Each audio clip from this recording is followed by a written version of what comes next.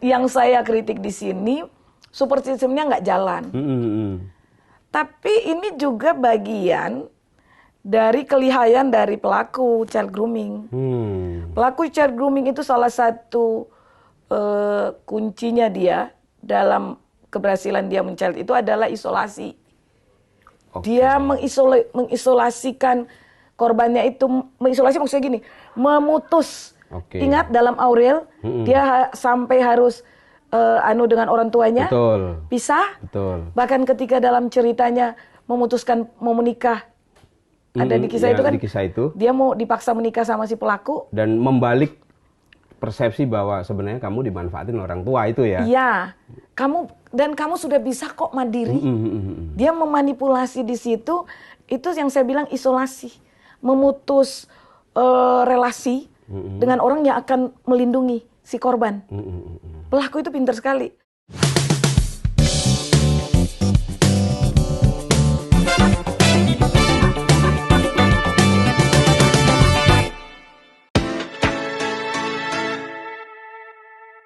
Sahabat Kompas, ketemu lagi di Balik Berita Harian Kompas.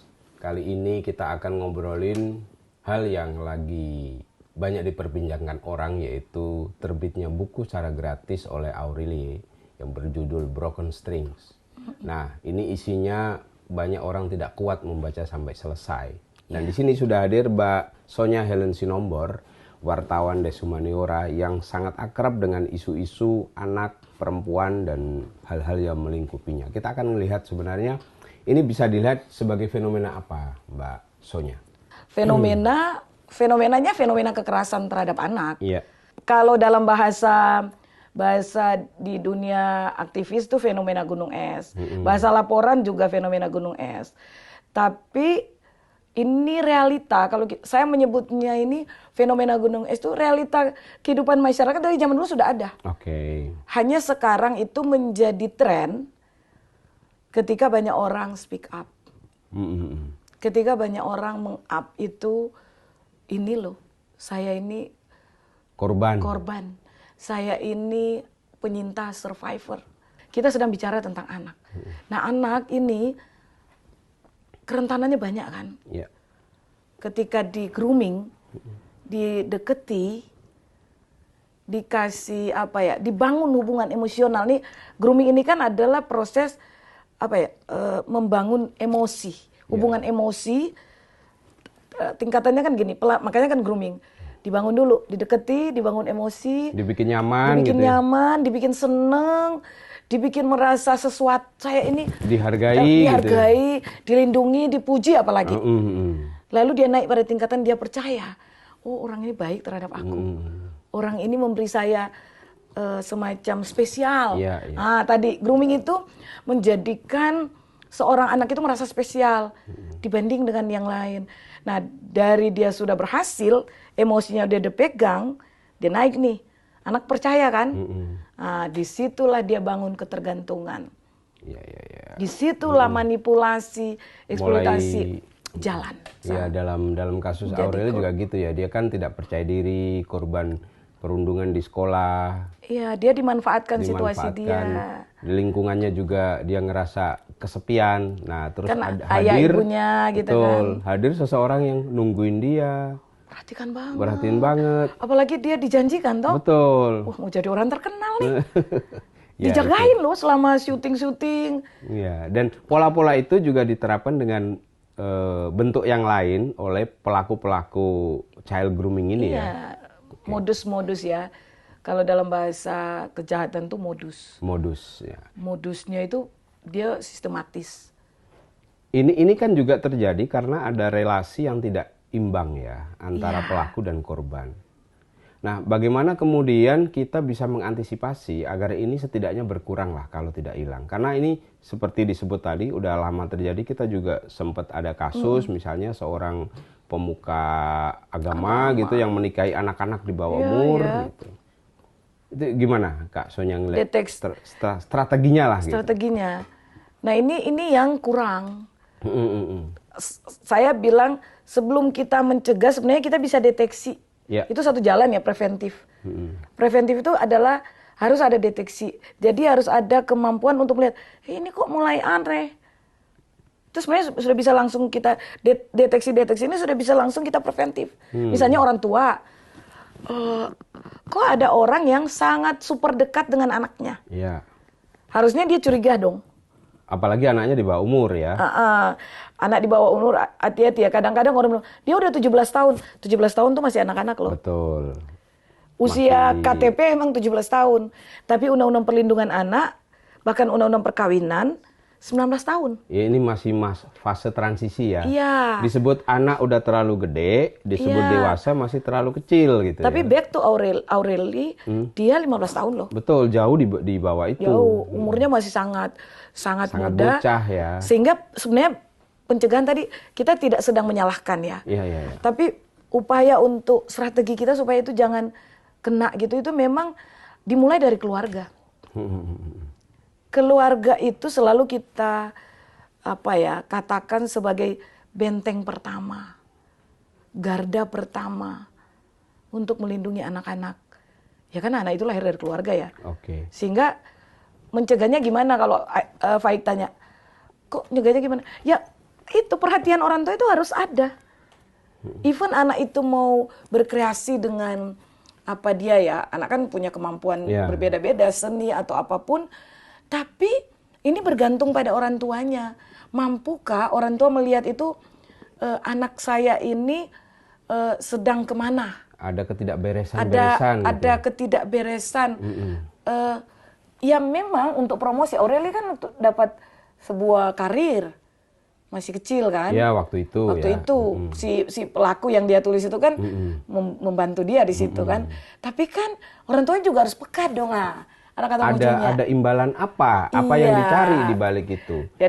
Jadi prinsipnya tidak ada makan siang gratis gitu lah ya. Harus dicek kalau orang ngasih sesuatu kira-kira dia butuh apa. Itu sebenarnya di awal kan di kasus Aureli udah dirasakan di awal. Iya. Aku tuh seperti berhutang yang aku tidak tahu harus dibayar dengan apa dia itu di kan, awal gitu. Dia merasa, ternyata saya mengutang, sehingga saya harus bayar dengan segala cara, dan si pelaku merasa pay letter. Iya, kamu balik ke saya bayarin, saya udah berkontribusi banyak untuk hidupmu, bahkan untuk karirmu kira-kira dia. Padahal Aurelia nggak pernah minta itu. Enggak. Okay. Ya itulah child grooming. Dia sengaja menarget itu, memanfaatkan untuk menarik keuntungan sebesar-besarnya itu. Oke, itu tadi dibilang bahwa pondasinya adalah di keluarga.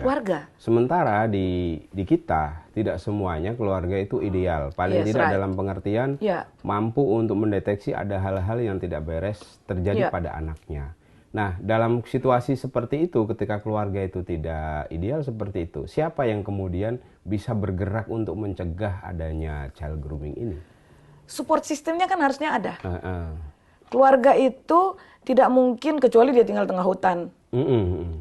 Keluarga itu pasti ada yang lainnya. Yang saya sebut support system itu, di keluarga itu kan pasti ada ayah ibu, ada tante, om, dan kalau mau ditarik ke lingkungan masyarakat, ada lingkungan masyarakat. Kadang-kadang kayaknya lebih aman di hutan sih. nggak ada pelaku pedofil, nggak ada, child groomer juga nggak ada. Jadi yang saya kritik di sini support systemnya nggak jalan. Tapi ini juga bagian dari kelihayan dari pelaku child grooming. Pelaku child grooming itu salah satu kuncinya dia dalam keberhasilan dia menchild itu adalah isolasi. Dia mengisolasikan korbannya itu, mengisolasi maksudnya gini, memutus. Ingat dalam Aurel, dia sampai harus dengan orang tuanya, pisah. Bahkan ketika dalam ceritanya memutuskan mau menikah, ada di kisah itu kan, dia mau dipaksa menikah sama si pelaku. Dan membalik persepsi bahwa sebenarnya kamu dimanfaatin orang tua itu ya. Iya, kamu sudah bisa kok mandiri. Dia memanipulasi di situ, itu yang saya bilang isolasi, memutus relasi dengan orang yang akan melindungi si korban. Pelaku itu pintar sekali. Bahasanya kan manipulatif. Makanya dia bilang, orang tuamu ini terlalu ke kamu. Iya. Bukannya saya, malah orang tuamu. Padahal dia itu jadi, nah Kalau korban benar-benar rentan, dia kan udah sebenarnya kan dalam kondisi Aurel di bab berapa itu dia ada kebingungan kan? Iya betul. Aku mau jadi anak yang berbakti pada orang tua atau nurutin, menurut si orang ini yang tadi utang, yang sudah banyak, memberi seperti memberi segalanya. Seperti. Bahkan kan, aduh, yang paling saya marah dan bikin jengkel sekali ketika dia meyakinkan, aku pasti menikahi kamu. Iya. Itu memang khas buaya sih. Khas buaya darat, buaya darat ya. Tapi itu gila menurutku. Tapi itu bukan hal yang menurut saya bukan juga hanya terjadi di Aureli. Ada yang jauh lebih parah. Bukan hanya dia menjanjikan dia, kamu nggak bisa apa-apa tanpa saya. Kadang juga dibalik ya. Saya. Kadang dibalik gini, aku mungkin akan mati kalau tanpa kamu. Gitu. Dibikin seolah-olah dia adalah korban ini adalah pahlawan terhadap dia, sehingga panggilan nurani atau moralnya itu kesentuh ya, sehingga dia dibikin nggak berkutik. Di Aureli juga kan itu juga betul. si pelaku juga melakukan ancaman terselubung juga kan. Aku nggak tahu hidupku akan bagaimana kalau kamu pergi. Kamu itu sesuatu banget, spesial banget dalam hidupku. Ya pokoknya tanpamu aku mungkin aku akan mati gitu. Aku akan tidak berarti. Ya, betul. Hidupku itu gombal-gombal gitu. Dan itu di anak-anak yang rentan, dia merasa bersalah. Salah satu juga manipulatif dalam child grooming ini, korban dibuat rasa bersalah. Iya. Aduh, nanti kalau dia kenapa-kenapa, saya kontribusinya karena saya. Nah itu yang harus diputus. Ya, kalau bicara strateginya dilema moral. Oke, itu kan dari sisi support system ya. Ya. Dari sisi si anak yang rentan sebagai korban, ini apa yang harus kita kasih tahu? Memang pembekalan dari rumah ya. Tetap ya. Resiliensi, saya bilang daya tahan anak itu pembentukannya memang dari rumah. Kalau dia relasi dengan orang tuanya sangat lekat, dia akan lebih trust pada orang tuanya. Oke. Dan di luar itu juga mungkin teman-temannya yang lebih dewasa perlu membentuk semacam kaukus gitu ya. Bisa. Circle pertemanan yang kuat juga salah satu benteng. Sebenarnya saya agak keluar sedikit. Kasus kekerasan seksual di kampus yang di Unima Tomohon di Manado, itu terungkap karena circle-nya kuat. Okay. Even korbannya sudah mengakhiri hidup bunuh diri, teman-temannya aja mengungkapkan nggak bisa. Ketika dia pergi diajak oleh pelaku, kami mengikuti lewat Sherlock apa semua ini. Itu kan circle-nya kuat. Betul. Circle pertemanan. Nah ini udah mahasiswa. Nah kalau di anak ini kan Aurel memang remaja ya, 15 tahun. Iya. Dia juga mungkin ya tadi karena dia mungkin waktu itu kan dia percaya dirinya kurang ya. Iya. Sehingga gampang sekali. Nah, dia lemah dalam, saya sedang tidak menyalahkan orang tuanya. Menganalisis kasus Tapi ini. dari cerita Aurel kan sebenarnya Aurel resiliennya tidak kuat.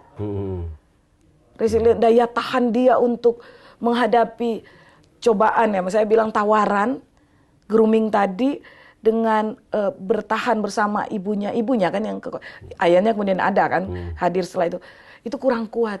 Karena pada saat itu bisa dibilang dia fatherless ya, karena jauh dari ayahnya.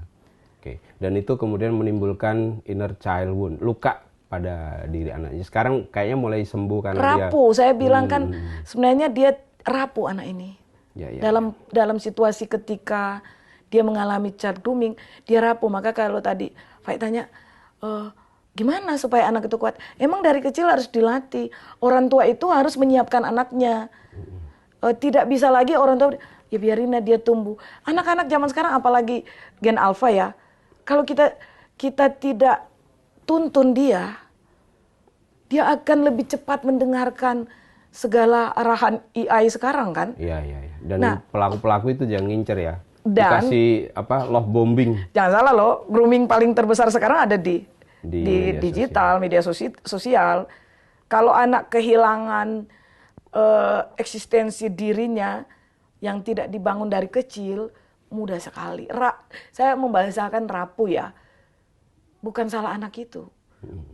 Oke. Salah dari dalam. Nah, ini ada yang menarik Kak Son. Saya ngelihat misalnya di komunitas penyanyi penyanyi, artis-artis itu Dunia ada hiburan gitu ya. ada satu komunitas namanya Sisterhood Chicks, yaitu sekelompok perempuan yang kemudian mengedukasi pada talent-talent baru untuk mereka sadar agar terhindar dari kekerasan seksual atau bahkan mungkin child grooming itu. Nah, apakah kaukus serupa ini perlu juga ada di kalangan artis? Kalau dalam kasus Aureli misalnya sinetron, film gitu. Sehingga support sistemnya itu kebentuk di luar apakah keluarga dia ideal atau tidak gitu. Iya. Karena kekuatan-kekuatan itu memang dibangun lewat komunitas. Akan menutup tadi.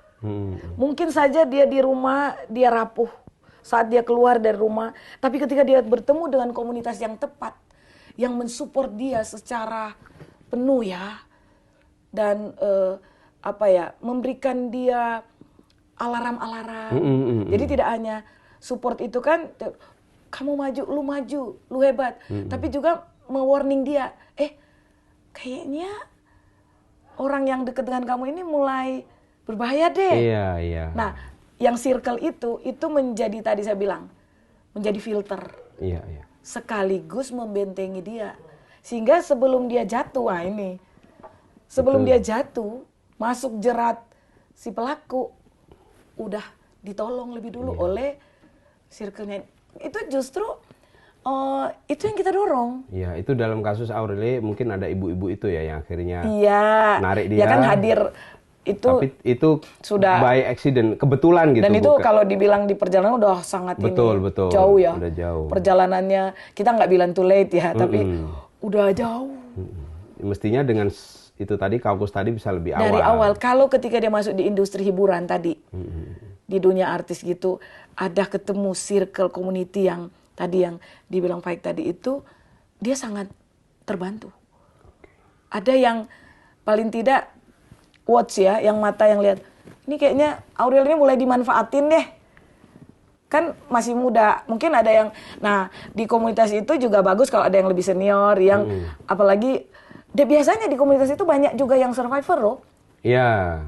Penyintas. Tapi kadang-kadang gitu sih, berpikir ya itu urusanmu, itu urusanku. Nah ini makanya kaukus itu menjadi penting ya. Sehingga melihat bahwa kadang-kadang urusan personal itu sebenarnya ada urusan kita, apalagi kalau sudah menyangkut kekerasan, menyangkut pemerkosaan dalam tanda kutip maupun dalam secara harfiah gitu ya. Dalam situ sikap, saya membahasakannya sikap permisif. Sikap permisif itu karena terbentuk karena kita sudah biasa. Ya.